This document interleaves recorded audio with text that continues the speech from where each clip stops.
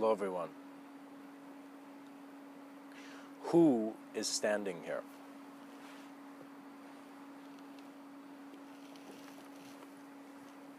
Who is this moment of life?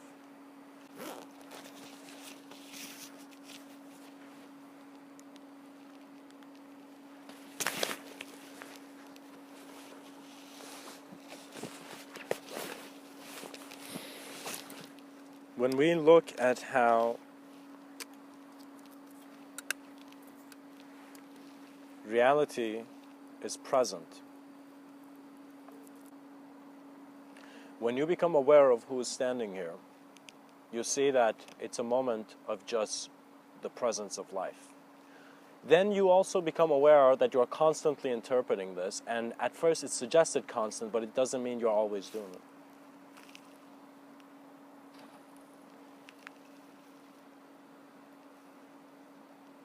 The implication here is that you were more than a dynamic of a temporal phenomenon. Within this temporal phenomenon, while it's happening simultaneously, there's something else which man's self-awareness needs to reach. For why else were we given hands? But to see beyond that which we held.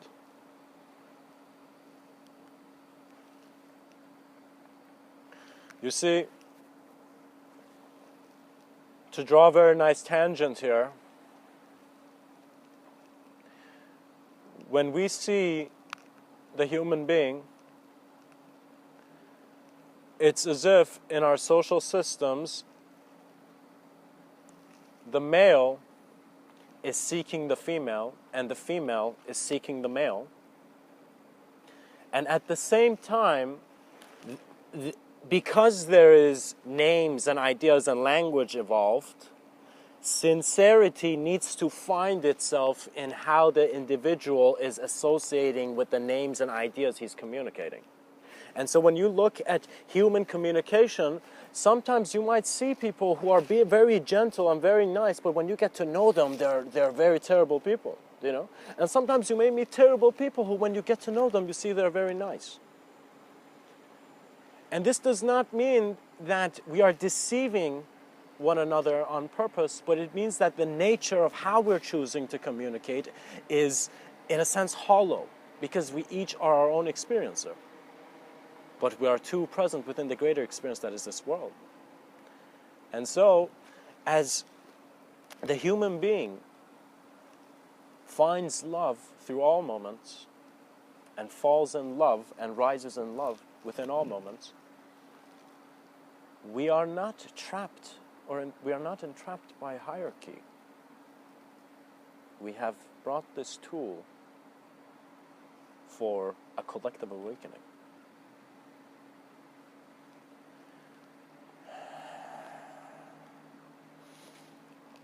Who is standing here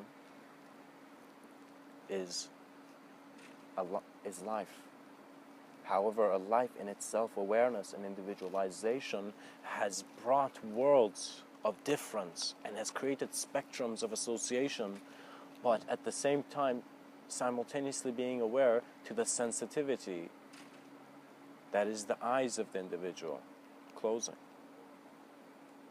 For we must all confront existential transition. It is nothing to fear. It is the nature of this world.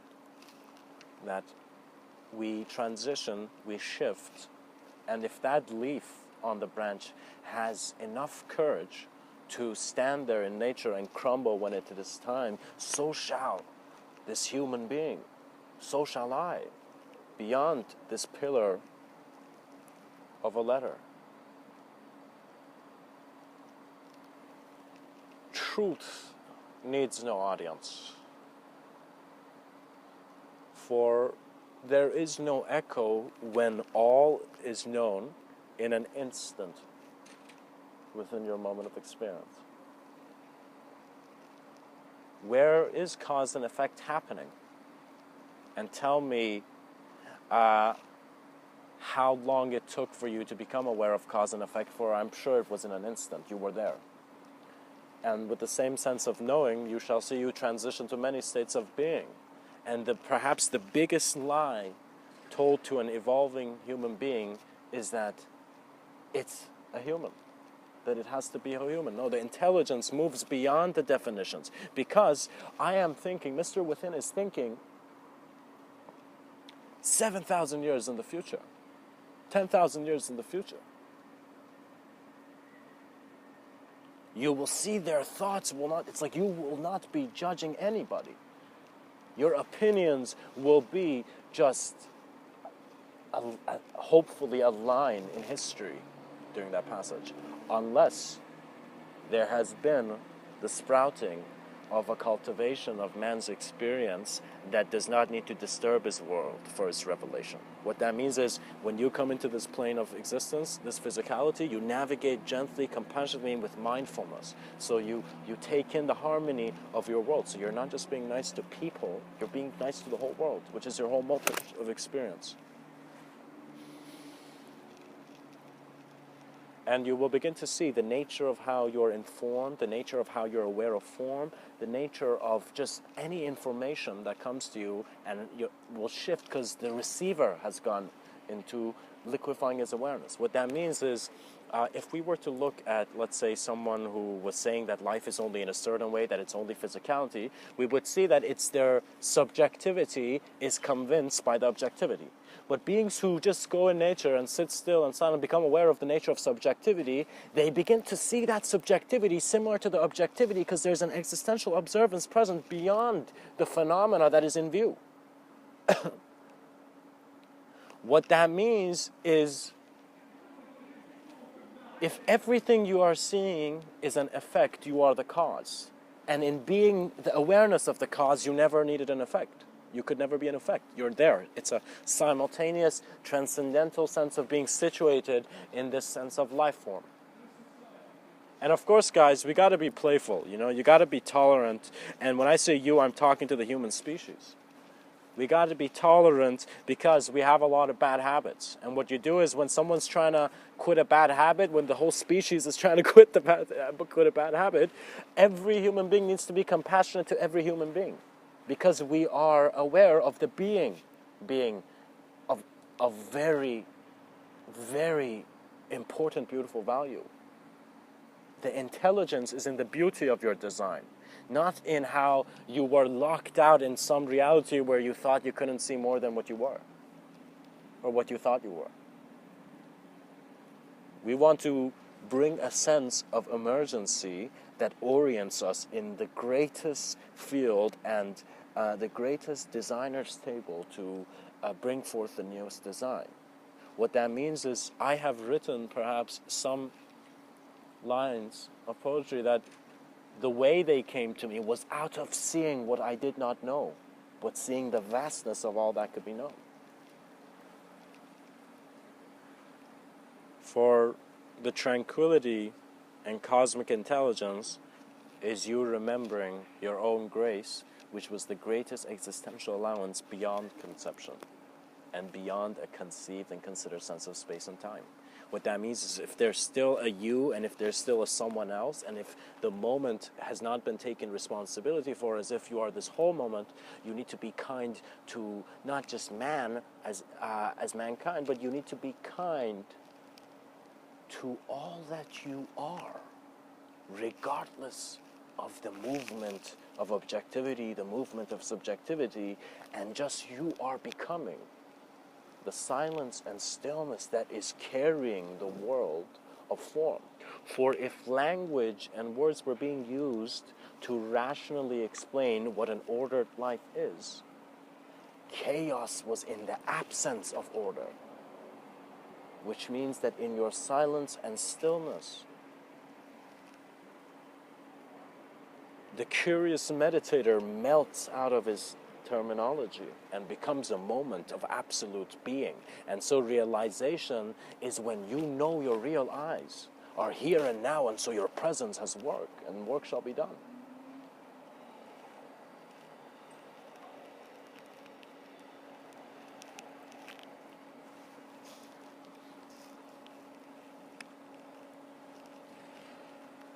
submerged in deep thoughts, you will become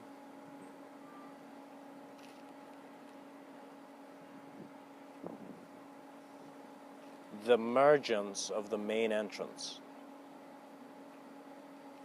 to a fulfillment which only you as a self-aware being can give yourself. What that means is the greatest gift is the opening of an unspeakable and novel world within your eyes. And it is something that you give yourself because you know yourself better than anyone. You have been there when you have been alone. No one else has been there. And it's not that no one else has been there, it's just that that's what you saw.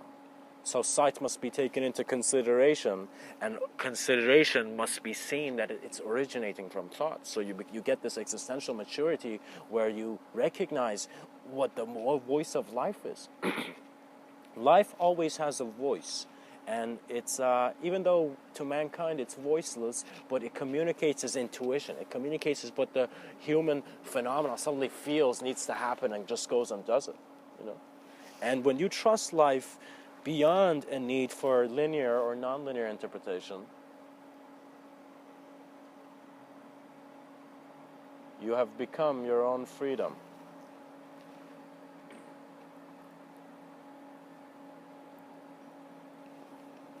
And not to make this seem like a gladiator speech, but we need to be really aware of the arena we're in and to handle it compassionately, gracefully, and with the realization that our effort is coming and originating from the knowing of the Blessed One. You are blessed in the self-awareness that is your existential movement. Your every breath is part of your life's work. You have been creating art by being alive. Now, how much of that you want to share with the world? Well, I recommend getting an empty page or finding your art form of choice and basking in the presence. Just like how you get to know a friend, go get to know the art form. Go practice and learn from the spirit of the practice. Learn from the discipline. Learn from the honor that is projected by your engagement with certain realities that give you the strength to continue into an integrative and fractal view of mind.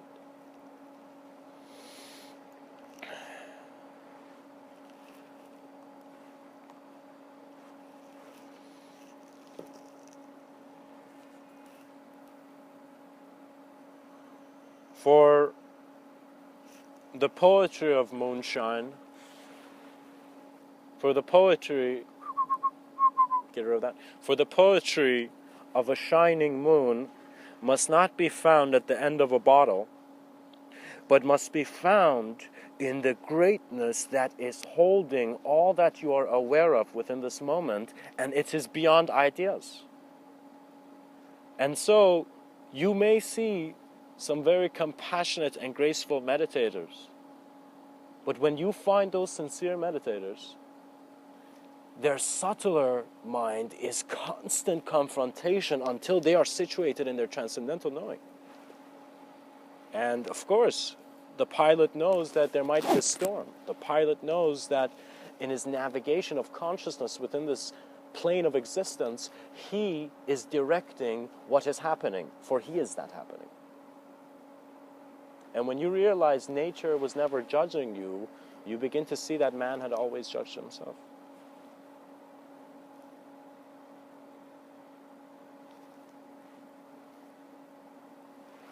Who is standing here? As you sit down in deep self-contemplation, the who fades. Because you begin to become aware of what the nature of standing is. And when standing doesn't have a meaning, it's as if the who is not allowed to be there. And when you begin to see what the correlation between standing and here is, you begin to see there was a clue. The word is in this statement that I'm, in a sense, structurally analyzing.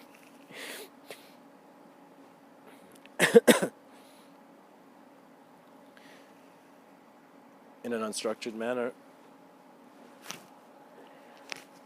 Standing is relevant to here.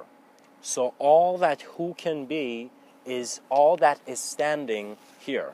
All that is standing here is a moment of experience. It's novel. I can't tell you all life is in one idea when I know you're going to get a new idea the next day. You know, it's crazy. So the truth is not in words. The words are just like we've come into a hologram, into a hollow corner, and we're not realizing that there's so many subtle choices that are suggesting our world is in a certain way, but we must transcend through a self-awareness that does not need to constantly be in those ideas. You don't need to have the self-talk that makes you feel you're incapable. It is not natural for a human being to feel incapable. The nature of the being is able. And it's because the environment has been changed. And so they may change the physical environment. They may change your external reality. Your external reality might be one of the worst experiences of humankind. It might be one of the best experiences of humankind. But you will see, you will have a knowing beyond. And it is not of illusion. It is not of some juicy idea or some fantasy trying to carry you away. You are confronting life. Because you're standing there with the mystic's knowing. You have become the lover of your unknown because you are asking your own knowledge. You're seeking what there is within you by contemplating and see if you really need to be in the situations you're in.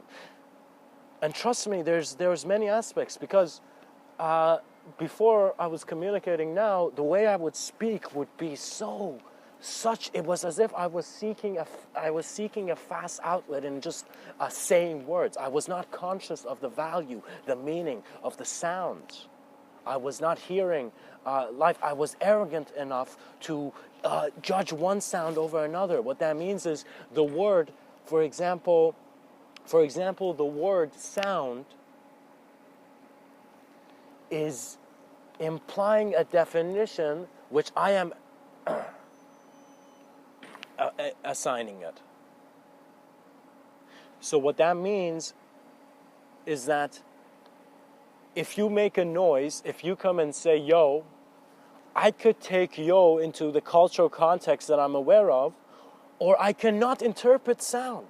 What that means is I realize that all those words I'm hearing, they're just sound. And so the value, what I'm putting in, how I'm extracting meaning from what someone is saying is going through my filtration of conditioning and the way I have walked so far. And we must not judge each other for the way we have walked, regardless of its lack of consideration or inconsideration, but we must align human intelligence with natural observance that is acknowledging not just order, but the chaos as well. Because the order develops through the chaos. And the chaos seems to be the inspiration for a greater order.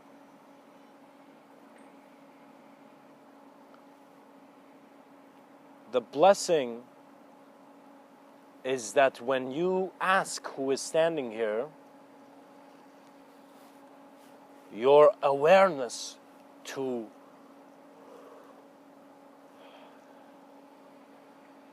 this life, this breath, is the emptiness that is the fulfillment of all modalities of how space and time can be oriented for man's consideration.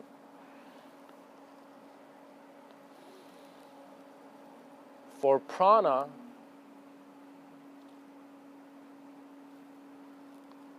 was not a mystery, but in your dexterity to look beyond yourself.